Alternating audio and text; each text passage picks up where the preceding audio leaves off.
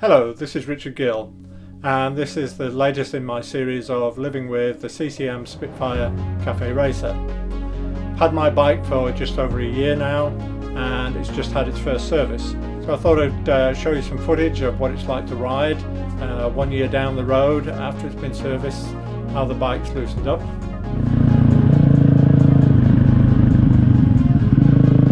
So at the first service I also took the opportunity to have some upgrades done.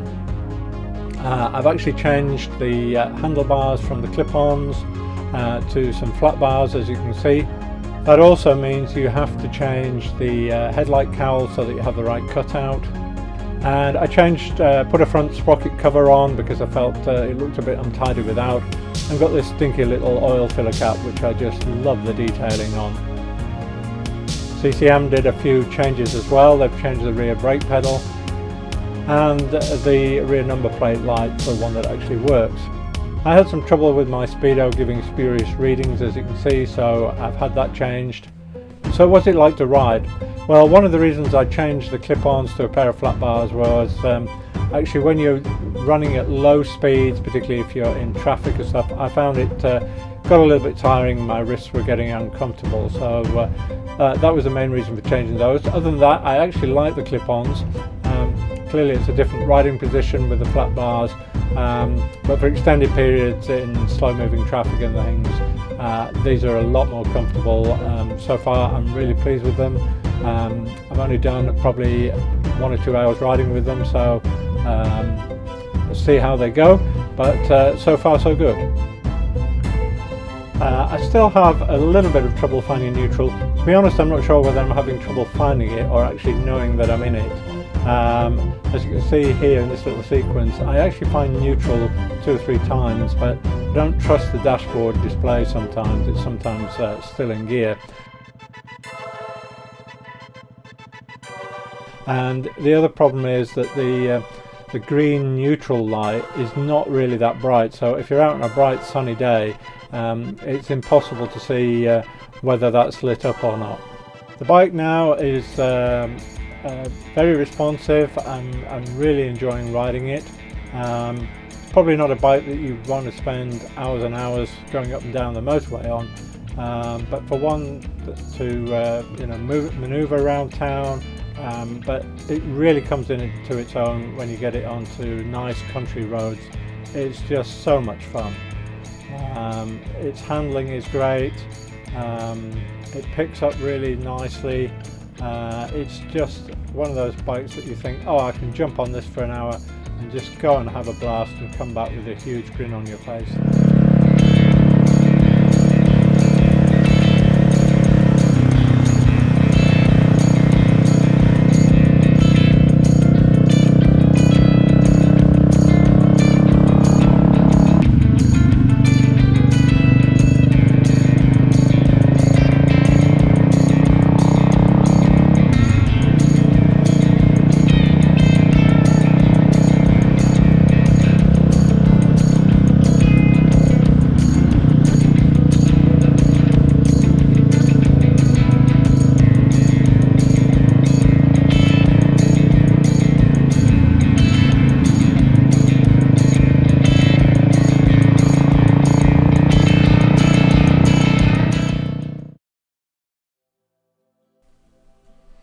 And I did get a question from a subscriber asking what was delivered with the bike.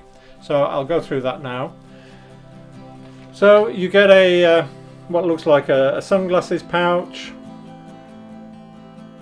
that contains 2 keys. So this is your sort of everyday key that you would use for riding. It has a steering lock key and a proximity sensor on it. You also get a master key, and the master key can be used to reprogram additional proximity tags if you like. I bought a bunch of those from Amazon. They're very cheap, only cost you a few quid. It's a very simple process to reprogram them.